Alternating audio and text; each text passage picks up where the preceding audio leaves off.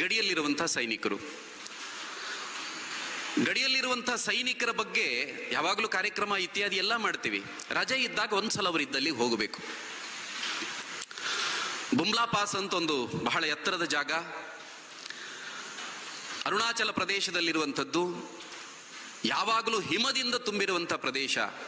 ಅಲ್ಲಿಗೆ ಹೋಗಬೇಕು ಅಂತ ಹೊರಟು ಅಲ್ಲಿ ಮೇಲಕ್ಕೆ ಹೋಗುವಾಗ ಸುಮಾರು ಸಮುದ್ರ ಮಟ್ಟದಿಂದ 16,000 ಅಡಿಗಳಷ್ಟು ಎತ್ತರದಲ್ಲಿರುವಂಥ ಪ್ರದೇಶ. ನಾವಾಗಲೇ 6 ಪದರ ವಸ್ತ್ರಗಳನ್ನು ಹಾಕ್ಕೊಂಡಿದ್ದೀವಿ, ಆದರೂ ಚಳಿ ಬಿಡ್ತಾ ಇಲ್ಲ. ಒಳಗಿಂದ ಎಲುಬಿಗೆ ಚಳಿ ತಾಗ್ತಾ ಇದೆ, ಅಷ್ಟು ಚಳಿ. -2 ಡಿಗ್ರಿ ಇತ್ತು. ಅಲ್ಲಿ ಹೋದ್ವಿ, ಕೆಳಗಡೆ ಇಳಿಯೋದೇ ಕಷ್ಟ ಆಯಿತು. ಆದರೂ ಅಲ್ಲಿನ ಸಭಾಭವನದೊಳಗೆ ಅವರು ಮೇಜರ್ ರ್ಯಾಂಕಿನ ಅಧಿಕಾರಿ ನಮ್ಮನ್ನು ಕರ್ಕೊಂಡು ಹೋಗ್ತಾರೆ. ಇಲ್ಲಿನೆಲ್ಲ ವಿವರಗಳನ್ನು ಕೊಡ್ತಾರೆ, ಕಂಡೀಷನ್ ಹೇಳ್ತಾರೆ. ನಿಧಾನಕ್ಕೆ ನಡೆಯಿರಿ, ಸೆಕೆಂಡಿಗೆ 3 ಹೆಜ್ಜೆ, 3 ಸೆಕೆಂಡಿಗೆ 1 ಹೆಜ್ಜೆ ಹಾಕಬೇಕು, ಮತ್ತು ಮಾತನಾಡಬಾರದು.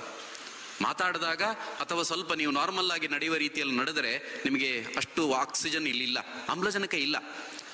ಹಾಗಾಗಿ ನೀವು ಮಾತಾಡಬಾರ್ದು, ನಿಧಾನವಾಗಿ ನಡೆಯಿರಿ. ಅಲ್ಲಿವರೆಗೆ ಸುಮ್ಮನೆ ಹೋಗಿ ನಡ್ಕೊಂಬನ್ನಿ ಅಂತ ಹೇಳ್ತಾರೆ. ಆ ಗಡಿಯನ್ನು ಮುಟ್ಟಿ ಬನ್ನಿ ಅಂತ ಹೇಳ್ತಾರೆ.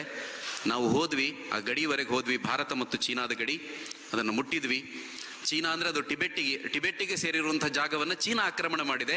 ಮತ್ತದು ವಾಪಸ್ ಟಿಬೆಟ್ಟಿಗೆ ಸೇರಬೇಕು ಅನ್ನುವಂಥದ್ದು ನಮ್ಮ ಯಾತ್ರೆಯ ಉದ್ದೇಶ ಆಗಿತ್ತು. ಹಾಗಾಗಿ ಅಲ್ಲಿ ಹೋದ್ವಿ, ಆ ಸಂಕಲ್ಪ ಮಾಡ್ಕೊಂಡು ನಾವು ಬಂದ್ವಿ. ಅಲ್ಲೇ ಒಂದು 10-15 ನಿಮಿಷ ಕಳೆದಿರ್ಬೋದು, ನಮಗೆ ಏದಿಸಿರು ಬರಲಿಕ್ಕೆ ಪ್ರಾರಂಭ ಆಗಿತ್ತು. ಇನ್ನು ನಮಗೆ ಇಲ್ಲಿ ಹೆಚ್ಚು ಹೊತ್ತಿರ್ಲಿಕ್ಕೆ ಸಾಧ್ಯ ಇಲ್ಲ ಅಂತ ನಮಗನಿಸ್ಲಿಕ್ಕೆ ಶುರುವಾಯಿತು.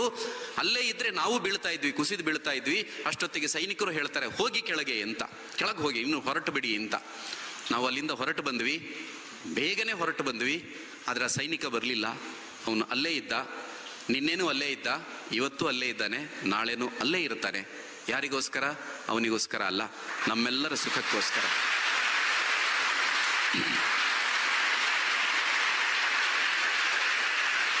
ಇವರೆಲ್ಲರೂ